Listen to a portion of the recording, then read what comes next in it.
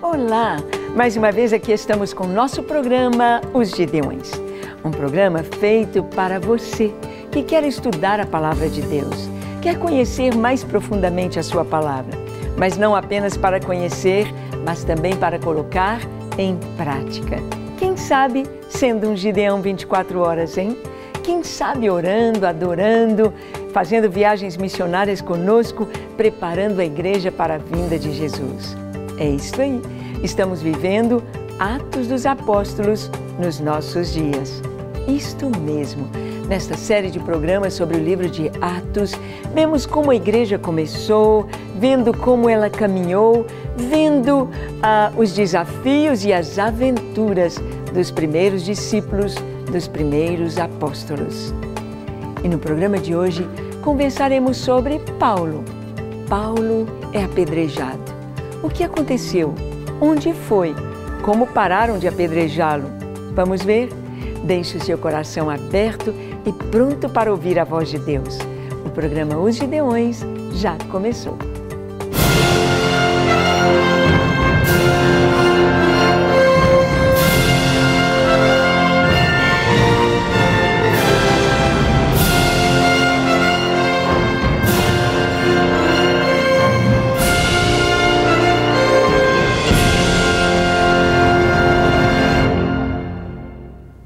Muito bem, nós sabemos que Paulo, quando ele teve a sua experiência, seu encontro com Jesus, o Senhor falou com ele que dura coisa era recalcitrar contra os aguilhões. Não adiantava lutar contra isto, Deus o havia chamado. E quando Ananias vem e ora por Saulo, que está ali cego por causa da visão que ele teve de Jesus, seu rosto brilhando, aquela luz brilhando mais do que o sol do meio-dia, então, Ananias recebe de Deus a palavra dizendo que Saulo seria um vaso escolhido nas mãos do Senhor e que Deus haveria de lhe mostrar o quanto ele deveria sofrer por causa do Evangelho. Quanto ele sofreria por causa do Evangelho. E nós vamos ver Paulo sendo açoitado, preso, humilhado e até mesmo apedrejado. Vamos ver quando isso aconteceu? Seguindo a nossa leitura de Atos, estamos no capítulo 14. Vamos ler do verso 19 ao 28. Diz assim: Sobrevieram, porém, judeus de Antioquia e Icônio, instigando as multidões e apedrejando a Paulo, arrastaram-no para fora da cidade, dando-o como morto. Rodearam-no, porém, os discípulos. Levantou-se e entrou na cidade. No dia seguinte, partiu com Barnabé para Derbe. Vamos parar aqui um pouquinho. Onde está acontecendo isto? Na cidade de Listra. Na cidade de Listra, Paulo viu ali um paralítico, um homem que desde o seu nascimento nunca andara.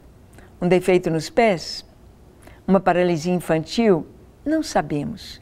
O certo é que aquele homem nunca pôs os pés no chão, nunca equilibrou o seu corpo sobre os seus pés, nunca andou.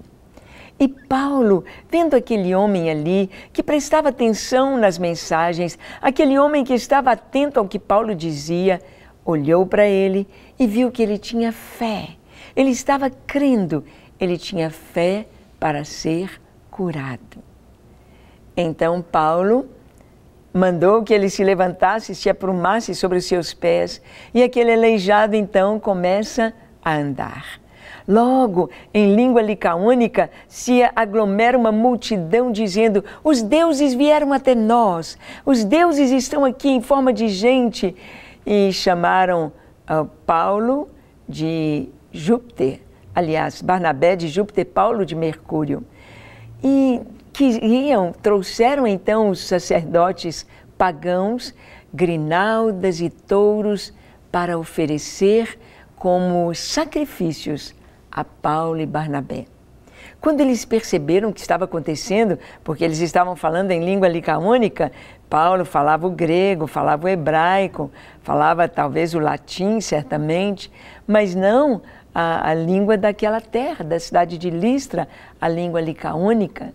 E Quando eles perceberam o que estava acontecendo, Paulo e Barnabé saltaram para o meio daquela multidão, rasgaram as suas vestes, mostrando o seu peito nu, o seu peito aberto, dizendo: somos homens como vocês. Nós mesmos nada podíamos fazer por este aleijado, nós não temos poder em nós não somos deuses, nós somos homens.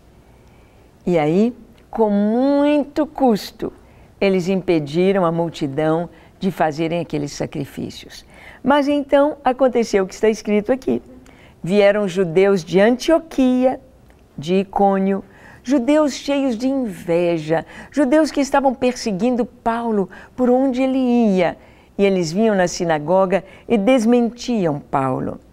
E eles então instigaram as multidões que apedrejaram Paulo. Imagina, a multidão numa hora está dizendo que eles são deuses, naquela hora estão dizendo que eles são mais do que todos, que devem ser honrados, receber sacrifícios, touros, grinaldas, flores, e agora estão apedrejando. Assim é a multidão. Por isso, você não deve andar com a multidão, fazer o que a multidão faz, falar o que a multidão fala, seguir o que a multidão segue, porque a multidão, ela não tem uma definição, ela não tem perseverança, ela não tem sabedoria, ela vai de acordo com a onda, de acordo com aquele que fala mais alto, ali está. Cuidado com a multidão. Paulo, então, foi apedrejado. Diz que apedrejaram Paulo e o arrastaram para fora da cidade, dando-o como morto. Bem, uma coisa nós sabemos, que quando aquelas pessoas apedrejavam alguém, eles sabiam quando a pessoa morreu. Eles sabiam quando parou de respirar. Eles sabiam quando não tinha mais vida naquele corpo. E certamente, Paulo foi apedrejado ali até a morte. Por quê? Diz aqui, rodeando, porém, os discípulos, levantou-se. Olha, se os discípulos vissem Paulo vivo, eles não estariam rodeando só em volta dele. Eles o levantariam, busca água e vamos cuidar dos ferimentos e traz aqui uma gaze curativo e tragam. Mas nada disso, eles simplesmente rodearam o corpo de Paulo, porque ele estava realmente morto. Ele estava realmente sem vida. E Paulo vai nos contar, na sua segunda carta aos Coríntios, ele vai nos contar a respeito da sua ida aos céus. Ouvindo coisas inefáveis, seu espírito esteve lá, muito possivelmente nesse período. Muito possivelmente aqui, quando ele foi apedrejado. Os discípulos o rodearam e diz aqui que ele se levantou e entrou na cidade. Como que uma pessoa é apedrejada e não são pedrinhas, e não é com carinho aquelas pedras jogadas, mas com força para matar, atacando e alcançando lugares vitais, é a cabeça, os olhos, a testa, o peito e o corpo ferido, e Paulo ali estava como morto. E agora ele levanta, não diz que os discípulos oraram por ele, não diz que eles o reanimaram, mas só rodearam. E Paulo se levanta. Nós podemos ver aqui que há tantas experiências tão lindas com Deus. Experiências que a pessoa pode passar até mesmo pela morte clínica. E ela pode contemplar Deus, ouvir a sua voz, ter a palavra, a mensagem, a direção. Quantas experiências tão lindas assim. Paulo, ali que estava tido como morto, se levanta e entra na cidade. E diz que no dia seguinte ele partiu com Barnabé para Derbe. Como? Como que alguém é apedrejado até a morte e no dia seguinte já está viajando? As viagens eram a pé, ou no lombo de cavalo ou de burro, mas na maioria das vezes as caravanas iam com camelos, com burrinhos, com cavalos. e muita gente a pé. Paulo, no dia seguinte, partiu com Barnabé para Derbe.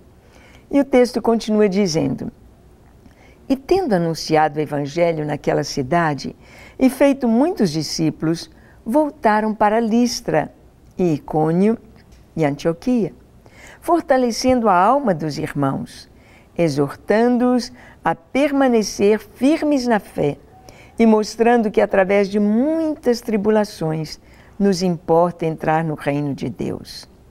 E promovendo-lhes em cada igreja a eleição de presbíteros, depois de orar com jejuns, os encomendaram ao Senhor em quem haviam crido. Vamos parar aqui um pouquinho. Paulo, então, vai com Barnabé para a cidade de Derbe, uma outra cidade, a próxima na sua viagem missionária, sua primeira viagem missionária. E o texto nos diz aqui que eles chegam em Derbe e ali anunciam o evangelho. Eles falam na sinagoga, eles pregam para os gentios, anunciam o evangelho e fizeram muitos discípulos. E o que eles fizeram depois? Voltaram pelo mesmo caminho. Voltaram para Listra, onde apedrejaram Paulo. Imagina aqueles que acharam que ele tinha morrido. Vendo Paulo vivo, o que pensaram? Talvez mais conversões aconteceram aí, nesta volta. De Listra a Icônio, Antioquia, onde os judeus os haviam, com muita fúria, perseguido, maltratado, instigado as multidões para matarem Paulo. E diz aqui a palavra que em cada igreja não era o templo, não era uma construção, a igreja se reunia nos lares, mas em cada igreja, nessas cidades, Derbe, Icônio, Listra, Antioquia, Paulo então promove eleição de presbíteros, pastores, líderes para cuidarem da igreja. A igreja precisa de líder, a igreja precisa de pastor, a igreja precisa de quem vai cuidar, ensinar a palavra, evangelizar e preparar as pessoas para cumprirem o seu ministério. E diz que depois da eleição de presbíteros, depois que Paulo ali estrutura a igreja, a sua hierarquia, os seus líderes, então os encomendaram ao Senhor em quem haviam crido. E olha, os textos finais dizem: atravessando a Pisídia, dirigiram-se a Panfilha, e tendo anunciado a palavra em Perge, desceram a Atália, e dali navegaram para Antioquia, onde tinham sido recomendados à graça de Deus para a obra que já haviam cumprido. Ali chegados, reunida a igreja, relataram quantas coisas fizera Deus com eles e como abrir aos gentios a porta da fé. E permaneceram não pouco tempo com os discípulos. Paulo, ele está vendo junto com Barnabé a obra de Deus, a obra que cresce. Cada cidade por onde eles vão, mais pessoas recebem Jesus e o número dos salvos vai se multiplicando. Paulo, então, volta onde começou. Eles vêm até Antioquia, até aquela cidade, a primeira onde eles pregaram, a primeira cidade onde Paulo pôde permitir que o seu dom fluísse, o ensino da palavra. Bem, nós vamos ver que viagens missionárias, pregar o evangelho, anunciar, é maravilhoso, é gratificante, traz frutos, mas muitas vezes traz também perseguição. Perseguições fortes em que o líder, o missionário, o pastor, pode até mesmo ser apedrejado e morrer. Você estaria disposto a dar a vida por Cristo? Você estaria disposto a se entregar para o Senhor te usar numa viagem assim? Vamos orar? Feche seus olhos, curve a sua fronte. Se for possível, se ajoelhe. Ore comigo dizendo assim: Senhor, eis-me aqui em Tua presença. Eu abro meu coração para a Tua palavra e proclamo que só o Senhor é Deus. Deus nos céus, Deus na terra. Tu és o Deus da minha vida, Deus da história, Deus das nações, Deus da igreja. Tu és o Senhor. Ó Senhor, que nesta hora o Senhor contemple o coração de cada pessoa que nos assiste. Toca com a Tua paz, toca com Tua salvação, salvando, libertando e trazendo ao coração uma nova vida, um novo coração a cada pessoa que nos assiste. Traz a Tua paz, traz a Tua alegria, traz, ó Deus, o entendimento de que só o Senhor é Deus, Deus grande e fiel, Deus perfeito. Te damos glória, honra e louvor. E oramos, ó Deus, para que cada pessoa, cada lar que recebe esta mensagem seja transformado pelo poder maravilhoso do Senhor. Em nome de Jesus. Amém. Amém e amém. Para receber todas as novidades do canal, inscreva-se e, se curtir o vídeo, clique em gostei. Aproveite para acompanhar a Rede Super nas redes sociais.